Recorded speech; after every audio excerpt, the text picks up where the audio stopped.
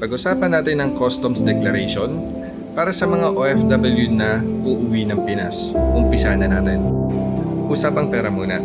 Kung lagpas 50,000 pesos ang dala mong pera pauwi ng Pinas, kailangan mo yan i-declare. Pag nadadaan kasi ako sa airport dito pa lang sa Saudi, napapansin ko ang dami nagpapapalit ng pera kagad dyan, yung Saudi Riyal to Philippine Peso. So pag lumagpas ng 50,000 pesos, i-declare mo na yan pagdating mo sa Pinas. Ito naman, pag Saudi Riyal ang iuwi mong pera. Pag lagpas 37,500 riyals yung dala mong pera, pauwi ng Pinas, dun mo pa lang siya i-declare. Mataas kasi yung limit ng foreign currency. Katulad yan, 37,500 sa Saudi Riyal or $10,000. So ano man yung equivalent ng $10,000 na yun in foreign currency, yun yung allowable or non-taxable amount na pwede natin iuwi sa Pinas. Yung mga amount na yan is hindi lang sa cash nag-a-apply. So nag-a-apply din siya sa checks, money orders, and other monetary instrument. Wala akong maisip ngayon kung ano yung iba pang monetary instrument na mag-a-apply din yung gantong limit. Once na nag-fail ka sa pag-declare ng dala mong pera, lalo na kung lalagpas dito sa 50,000 pesos or $10,000 or equivalent foreign currency, so may possible seizure of money, lalo na kung hindi mo mapatunayan kung saan galing yung pera na dala mo. Okay, so duty and tax privilege for OFW. So since every 2 years tayo madalas umuwi, so papasok tayo dito sa third column. And ito yung privilege natin, worth 150,000 pesos for personal and household use. Pag chinek mo yung website ng customs, ito yung madalas nating mababasa. Yan, yung personal and household use only, and hindi dapat siya for resale or commercial use. Okay, so tandaan mo na yung 150,000 na tax exemption natin. Ito naman yung mga classification at saka ano yung limit ng bawat item na to. So sa childcare articles, 5 kilograms. Sa laruan, 10 pieces. Perfume, 5 bottles. Lipstick, 10 pieces. Shampoo, 2 kilo. Okay? Dito kasi kilo yung ginawa niya. Usually naman, pag bumibili tayo ng, let's say, shampoo naka ml. So, titimpangin mo na lang yun. Yun yung magiging limit natin dito. Sa mga processed food, so papasok dito yung mga delata. So, 10 kilograms yung limit natin dito. Yung mga items na nasa table is mag-a-apply sa mga check-in luggage natin, sa balikbayan boxes, o kaya parcels via mail or delivery services. Kung makapansin mo din sa mga online shop, katulad yan, yung international, katulad ng iHerb. So once na bumibili ka doon, nagkakaroon siya ng limit kasi ina-apply din niya yung rule ng customs para sa atin. So nagiging automatic na lang sa iHerb para hindi tayo lumalagpas doon. And ayun, doon ko kasi binibili yung mga supplements ng family ko sa Pinas. Doon sa tax privilege natin na 150,000, chinek ko kung mag-a-apply lang ba siya sa mga brand new items or isasama niya yung mga personal items na dala natin, yung mga gamit na. So dito naman sinabi niya, yes, kasama.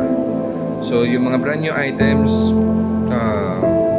pwede, basta pasok sa value allowance na 150,000. Tapos, personal or used items, yan, kasama yan. Pero generally exempted daw sa duties and taxes kasi considered na personal effects.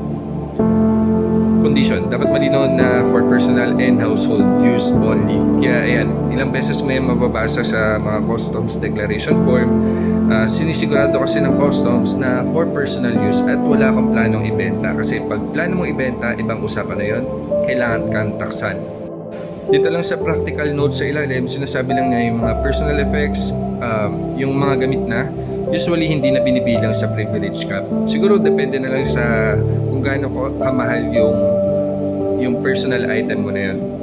High value items, kaya papasok dito siya sa high value items eh. Kahit na gamit, katulad ng luxury watch, laptops, appliances, minsan sinecheck pa rin. So better to declare.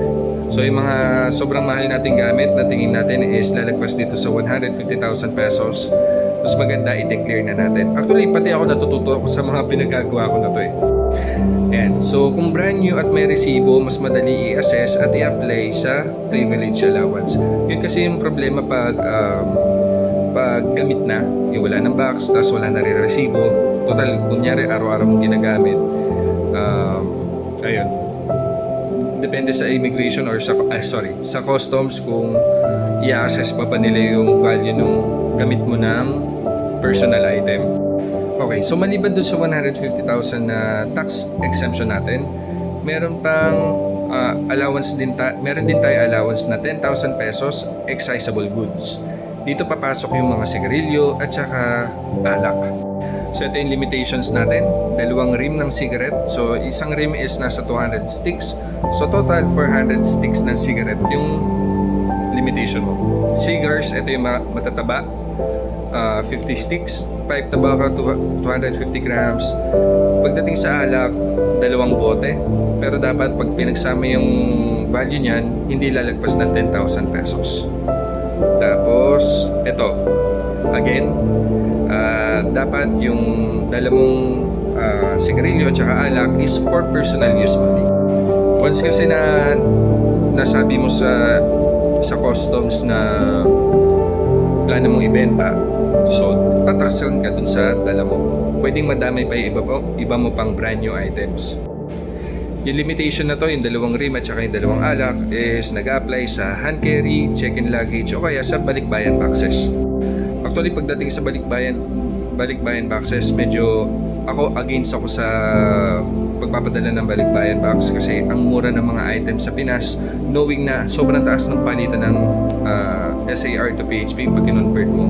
Habang tumataas yung palitan ng peso, mas gumagandang bumili ng mga items sa Pinas kesa dito sa Saudi. Okay, so mag-combine tayo. So nakita naman natin yung limitations kanina. So kunwari dito is magdadala tayo ng 2 rim ng cigarettes at saka 2 bote ng liquor na below 10,000 ang value. Pero sabi naman dito is hindi mo naman kailangan i-declare kasi pasok tayo dun sa limitations kanina. Pero, ito, best practice. Ugaliin natin na pag tinatanong tayo ng customs, kunyari, may dala ka bang sigarilyo, may dala ka bang alak? Kung meron, sabihin mo yung totoo. As long as alam mo naman yung limitation, katulad nung pinakita ko kanina, pasok ka doon, so hindi ka naman tataksan. Basta magsabi ka lang ng totoo.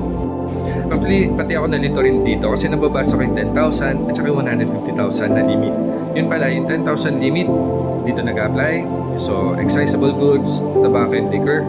Tapos yung 150,000 pesos limit naman is yung privilege natin bilang OFW pag uwi ng Pinas. Tapos, ayan, mag-apply siya sa mga general personal and household goods. Okay, so ito yung marami nagtatanong sa akin. Yung mga bagay na kailangan i-declare.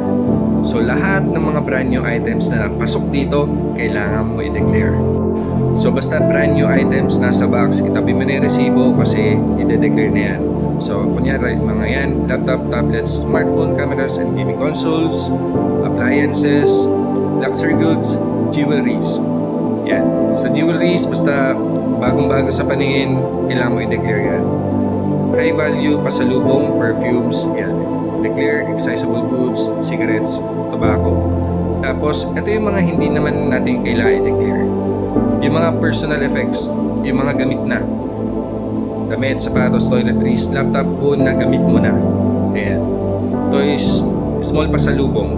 Toys, chocolates, snacks, souvenirs within allowed quantity.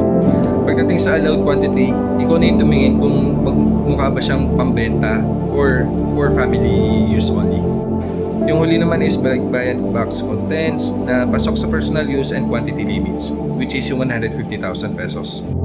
Ito isa pang example, may dala kang 2 phones, isang laptop na gamit na, personal mo yun. Tapos may dala ka rin na 2 bagong cellphone at isang bagong laptop. Ano yung mga ide-declare natin? So yung mga gamit mo ng item, yung personal phones at saka yung personal laptop is mag-a-apply sa personal effect. So hindi mo na siya kailangan i-declare.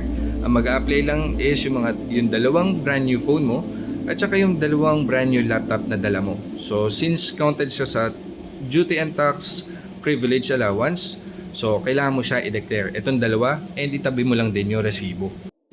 Mas maganda, intindihin mo na lang din to para alam mo yung mga iba pang items kung ide-declare mo pa ba o hindi na.